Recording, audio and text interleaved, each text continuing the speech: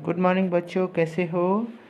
आज से मैं शुरू करने वाला हूँ आप सभी के लिए बिहार बोर्ड 10वीं की परीक्षा से संबंधित बहुत ही महत्वपूर्ण वैकल्पिक कुछ प्रश्न। और इसकी श्रृंखला आज से शुरू हो रही है विज्ञान के विषय के साथ। विज्ञान में मैं आप लोगों को 500 प्रश्न बताने वाला हूँ, जो कि पूरी तरह से ऑब्जेक्टिव यानी कि जिसे आप लोग वस्तुनिष्ठ प्रश्न कहते हैं वो होंगे।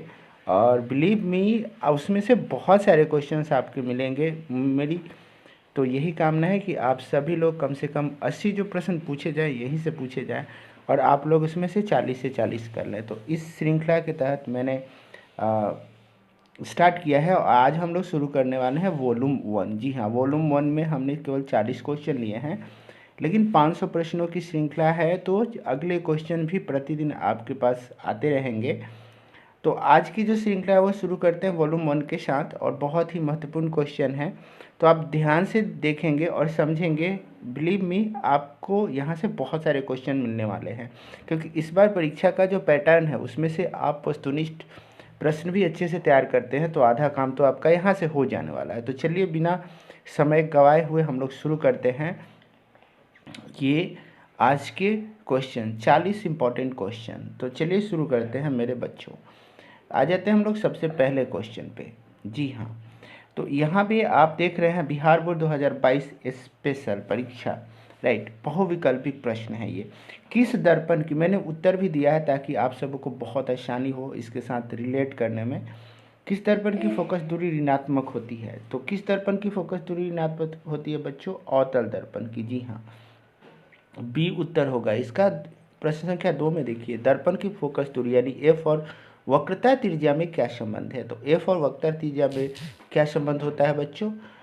जो एफ होता है वो यानी कि फोकस दूरी जो होती है वो त्रिज्या की क्या होती है? आधी होती है। जी हाँ, तो उत्तर कौन सा इसका सही होगा? बी। तीसरे में हम लोग आते हैं, समान दृष्टि के लिए स्पष्ट दृष्टि की न्यूनतम दूरी क्या है? 25 सेंटीमीटर। ये तो सबको पता ही है, फिर भी आप इसे याद रखें, बहुत ही इंपॉर्टेंट क्वेश्चन है। चौथे क्वेश्चन पे आते हैं, श्वेत प्रकाश का कौन सा रंग किसी प्रिज्म से गुजरने के पश्चात सबसे कम झुकता है यानी बेंड होता है? तो सबसे कम झुकता है लाल, ठीक है, इसीलिए ये बहुत दूर से भी दिखाई दे देता है। मानव आँख की रेटिना द्वारा बनाई गई छवि कैसी होती है? तो वास्तविक और उल्टी होती है, यानी जो हमारी आंखें होती है ना बच्चों, वो हमेशा उल्टी और वास्तविक छवि बनाती है, ठीक है। अब प्रश्न संख्या 6 पे आते हैं, आकाश का रंग नीला प्रतीत होता है, तो किसके कारण होता है? तो प्रकाश के प्रकीर्णन। जी हाँ, ये इंपॉर्टेंट क्वेश्चन है, हमेशा पूछे जाते हैं। आकाश का रंग नीला प्रतीत होता है किसके चलते? प्रकाश के प्रकीर्णन के चलते। आते हैं क्वेश्चन नंबर 7 पे। तो क्वेश्चन नंबर 7 क्या है बच्चों? किस दर्पण से वस्तु का प्रतिबिंब बड़ा बनता है? तो बड़ा किससे बनेगा? अवतल दर्पण से। जी हाँ, अवतल दर्पण से। अवतल दर्पण से किसी भी वस्तु का प्रतिबिंब उसकी एक्चुअल साइज से थोड़ा सा बड़ा दिखता है। निम्नलिखित में से कौन सा लेंस निकट दृष्टि दोष को ठीक करने में उपयोग में किया जाता है? अवतल लेंस से हम लोग निकट दृष्टि दोष को ठीक करते हैं। कंफ्यूज नहीं होना है, निकट दृष्टि दोष में व्यक्ति को दूर की चीज़ें नहीं दिखाई देती है स्पष्ट रूप से। क्वेश्चन नंबर 9 में आते हैं, निम्नलिखित में से कौन सा उपकरण विद्युत धारा की उपस्थिति दर्शाता है? तो विद्युत धारा की उपस्थिति कौन सा दर्शाता है? गैल्वेनोमीटर। जी हाँ, गैल्वेनोमीटर। याद रखोगे। दाएं हाथ के अंगूठे के नियम को किसने प्रतिपादित किया था? जी हाँ, ये चुंबकीय नियम है, तो इसे मैक्सवेल ने दिया था। मैक्सवेल का नियम भी आपने देखा होगा, बहुत सारे नियम इससे रिलेटेड है, वामहस्त नियम है। तो अगर आप तैयारी कर रहे होंगे तो इन सबको पढ़ रहे होंगे, तो ये इंपॉर्टेंट क्वेश्चन है, याद रखेंगे। दाएं हाथ के अंगूठे के नियम को किसने प्रतिपादित किया था? मैक्सवेल ने। प्रश्न संख्या 11 पे आते हैं, विभवांतर का ऐसा ही मात्रक क्या होता है? वोल्ट। विभवांतर क्या होता है?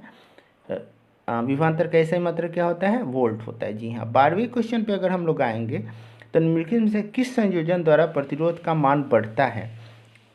मतलब अगर हम लोग प्रतिरोध को दो तरीके से जोड़ सकते हैं, एक समांतर क्रम में और श्रेणी क्रम में, तो किस में अगर किस तरह का संयोजन अगर हम करें तो प्रतिरोध का मान बढ़ता है? तो श्रेणी क्रम का अगर हम संयोजन करते हैं, श्रेणी क्रम में सजाते हैं प्रतिरोध को, तो उसका मान बढ़ेगा। जी हाँ, तो ये 12 क्वेश्चन हो गया। अब हम लोग चलते हैं 13वें क्वेश्चन पे बच्चों। 13वें क्वेश्चन में क्या है? चुंबकीय बल की रेखा की प्रकृति कैसी होती है? हमेशा काल्पनिक होती है, वास्तविक तो होती नहीं। याद रखेंगे, चुंबकीय बल रेखा की प्रकृति हमेशा काल्पनिक होती है। जी हाँ, ये 40 क्वेश्चन में से आपके 10 या 15 क्वेश्चन तो आसानी के साथ आप कर सकते हैं। तो बहुत महत्वपूर्ण है ये वॉल्यूम, और 500 क्वेश्चन बताने वाला हूँ इसमें मैं, जिसकी शुरुआत आज पहले वॉल्यूम से मैंने की है। अब आते हैं क्वेश्चन नंबर 14। 1 किलोवाट घंटा किसके बराबर होता है? जी हाँ, तो 3.6 गुना 10⁻6 जूल के बराबर होता है 1 किलोवाट घंटा। प्रश्न संख्या 15 पे आते हैं। नवीकरणीय ऊर्जा का स्रोत क्या है? इसमें से कौन सा नवीकरण मतलब रोज रिन्यू हो सकता है एवरीडे? तो सौर ऊर्जा। जी हाँ, क्योंकि इसका भंडार हमारे पास असीमित है। तो 20 द राइट आंसर, 20 सही आंसर है। 16 क्वेश्चन पे आते हैं। कौन सा लेंस अपसारी लेंस भी कहा जाता है? तो अपसारी लेंस हम लोग अवतल लेंस को कहते हैं, अपसारी लेंस। ओके, उत्तल लेंस को ठीक है, अभिसारी लेंस कहते हैं, और इसे हम लोग अपसारी लेंस कहते हैं, अवतल लेंस को। प्रकाश का प्राथमिक वर्ण कौन सा है? तो 3 कलर आते हैं प्राथमिक वर्ण में, ये तीनों, लाल, हरा, नीला। तो इसका सही उत्तर क्या होगा? इसका सही उत्तर होगा डी, उपरोक्त सभी, लाल, हरा, नीला प्राथमिक वर्ण होता है ये। प्रश्न संख्या 18 पे आते हैं। निम्नलिखित में से कौन नेत्र का रंगीन भाग होता है? नेत्र का रंगीन भाग होता है बच्चों आइरिस, यानी कि डी, इसका उत्तर होगा डी, आइरिस नेत्र का रंगीन भाग होता है। आते हैं प्रश्न संख्या 19 पे। जी हाँ, प्रश्न संख्या 19 क्या है बच्चों? 1 हॉर्स पावर 1 HP बराबर होता है किसके? तो ये उत्तर 1 सही है, 746 watt equal to 1 horsepower. Question number 20 पे आते हैं। विशालक शीशा यानी मैग्नीफाइंग ग्लास क्या होता है? वो अवतल लेंस होता है जो चीज़ों को बड़ा करके, पिछले अभी क्वेश्चन में मैंने बताया कि कौन से लेंस से हम चीज़ों को बड़ा करके देखते हैं, अवतल लेंस से हम चीज़ों को बड़ा करके। तो अब मैग्नीफाइंग ग्लास भी इसी का बनाया जाता है, अवतल लेंस का। जी हाँ। क्वेश्चन नंबर 23 पे आते हैं। निम्नलिखित में से कौन सा मात्रक वाट के बराबर है? तो वाट कौन सा होता है? Joule by second. Okay, joule प्रति सेकंड इक्वल टू वाट बराबर क्या होता है? वाट। तो इसमें सही उत्तर क्या हो जाएगा? ए, जूल बाई 7। क्वेश्चन नंबर 24 पे आते हैं। विद्युत धारा का मात्रक क्या है बच्चों? तो विद्युत धारा का मात्रक है एम्पियर। जी हाँ, विद्युत धारा का मात्रक क्या है? एम्पियर। इसे याद रखोगे। मात्रक भी बहुत इंपॉर्टेंट है, याद रखना, तभी आप अच्छे से स्कोर कर पाओगे। ग्लोबल वार्मिंग के लिए कौन सा गैस उत्तरदायी है? तो ग्लोबल वार्मिंग के लिए कार्बन डाइऑक्साइड। जितना ज़्यादा इसका उत्सर्जन होगा, वायुमंडलीय जो तापमान होता है वो बहुत तेज़ी के साथ बढ़ता है, जो कि कारण बनता है ग्लोबल वार्मिंग का। ये तो आपको पता ही होगा। तो कौन सी गैस इसके लिए जिम्मेदार है? CO2। प्रश्न संख्या 26 में आते हैं। शरीर में भोजन का पचना किस प्रकार की अभिक्रिया है? तो ये अभिक्रिया है उपचयन। जी हाँ, जो डाइजेशन होता है हमारे बॉडी के अंदर, यानी कि पाचन होता है, वो प्रक्रिया है उपचयन। क्वेश्चन नंबर 27 पे आते हैं my dear students. Question number 27 पे जब हम आएंगे तो यहाँ पे कली चूना पर जब जल डाला जाता है तब अभिक्रिया होती है। कैसी होती है? तो ऊष्माक्षेपी अभिक्रिया होती है। जी हाँ, कली चूना पे जब जल डाला जाएगा तो ऊष्माक्षेपी अभिक्रिया होगी। इसे याद रखोगे, बहुत ही इंपॉर्टेंट क्वेश्चन है। निम्नांकित में से कौन सबसे अधिक क्रियाशील है? इसमें से कौन सबसे अधिक क्रियाशील है? तो सबसे अधिक क्रियाशील है कॉपर, सबसे अधिक। क्वेश्चन नंबर 29 में आते हैं। चूना जल का रासायनिक सूत्र क्या है? इस तरह के क्वेश्चन याद रखा करें हमेशा। तो CaOH2 है ना, ये याद रखोगे चूना जल का रासायनिक सूत्र है। तो ऑप्शन डी इज करेक्ट। कोई विलयन लाल लिटमस को नीला कर देता है। अगर कोई विलयन है जो लाल लिटमस को नीला कर देता है तो उसका pH मान क्या हो सकता है? तो उसका pH मान जनरली दोनों हो सकता है, 10 भी हो सकता है, 11 भी हो सकता है, राइट। तो ये दोनों उत्तर सही हैं, तो इसके लिए हम लोग डी को टिक करेंगे। क्वेश्चन नंबर 31 पे आते हैं। एल्काइन में कार्बन कार्बन के बीच कितने सहसंयोजक बंधन होते हैं? तो एल्काइन में सबको पता है त्रिसंयोजन, यानी कि 3 बंधन होते हैं। तो ये हम लोग सी को सही करेंगे। ग्लूकोज का आणविक सूत्र क्या है? तो C6H12O6 याद रखोगे, ग्लूकोज है ना, ग्लूकोज का आणविक सूत्र ये होता है, याद रखना है बच्चों, बहुत ही महत्वपूर्ण प्रश्न है। अगले प्रश्न पे हम लोग आते हैं, प्रश्न संख्या 33 पे। जी हाँ, प्रश्न संख्या 33 क्या है? उच्च वसीय अम्लों के सोडियम लवण कहलाते हैं, क्या कहलाते हैं? साबुन। जी हाँ, साबुन उच्च वसीय अम्लों के संयोजन से बनता है। सोडियम लवण से, तो इसलिए इसे हम लोग साबुन कहेंगे। तो प्रश्न संख्या 33 का उत्तर हो गया ए साबुन। 34 डैश अभिक्रियाशील मूलक को कहते हैं, डैश CHO अभिक्रियाशील मूलक को क्या कहते हैं हम लोग, तो एल्डिहाइड कहते हैं, एल्डिहाइड। तो इसका उत्तर होगा पहला एल्डिहाइड। प्रश्न संख्या 35 में अगर हम लोग आते हैं तो आवर्त सारणी के किसी आवर्त में बाएं से दाएं जाने पर तत्वों की परमाणु संख्या क्या होती है, घटती है या बढ़ती है? जी नहीं, घटती है जी। तो आवर्त सारणी के किसी आवर्त में बाएं से दाएं जाने पर तत्वों की परमाणु संख्या क्या होती है, घटती है। तो इसका सही उत्तर होगा ए। प्रश्न संख्या 36 पे आते हैं, निम्नांकित तत्वों को उनके अधातु गुण के अनुसार बढ़ते क्रम में सजाएं।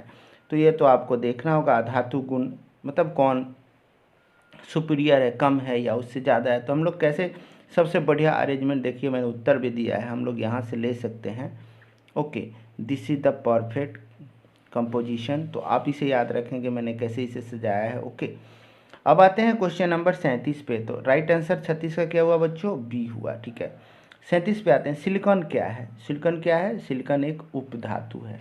ठीक है, तो इसका भी सही उत्तर होगा सी। सिलिकॉन क्या है, एक उपधातु है, धातु नहीं है, अधातु नहीं है, उपधातु। उपधातु क्या होता है, जिसमें धातु के भी कुछ अंश पाए जाते हैं। 38 है, निम्नांकित में कौन विद्युत धनात्मक तत्व है? तो विद्युत धनात्मक तत्व इसमें से कौन सा है भाई, सोडियम। तो सही उत्तर क्या हो जाएगा, सी। जी हाँ।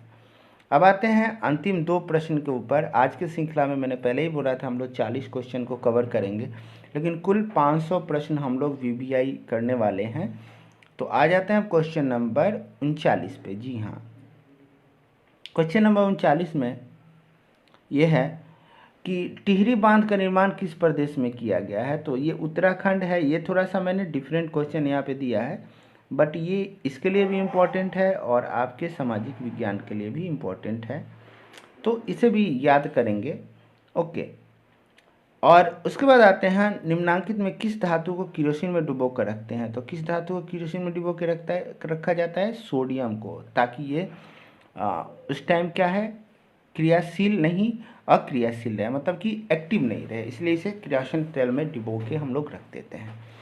तो यहाँ पे मैंने आप लोगों को 40 क्वेश्चन दिया बच्चों। 40 क्वेश्चन काफ़ी इंपॉर्टेंट है, मुझे लगता है आप लोग इसे याद भी करेंगे, अच्छे से प्रैक्टिस भी करेंगे। और अगले दिन फिर मैं आप लोगों के सामने 100 प्रश्नों की श्रृंखला लेके आ रहा हूँ। एवरी डे मैं आप लोगों को हर विषय से संबंधित प्रश्न बताऊँगा, तो कृपया बेल आइकन को प्रेस कर लेंगे सब्सक्राइब करने के बाद, ताकि आपको एवरी डे कम से कम जो भी वीडियो आते हैं, जो भी प्रश्न आएंगे, उसके नोटिफिकेशन मिलते रहें।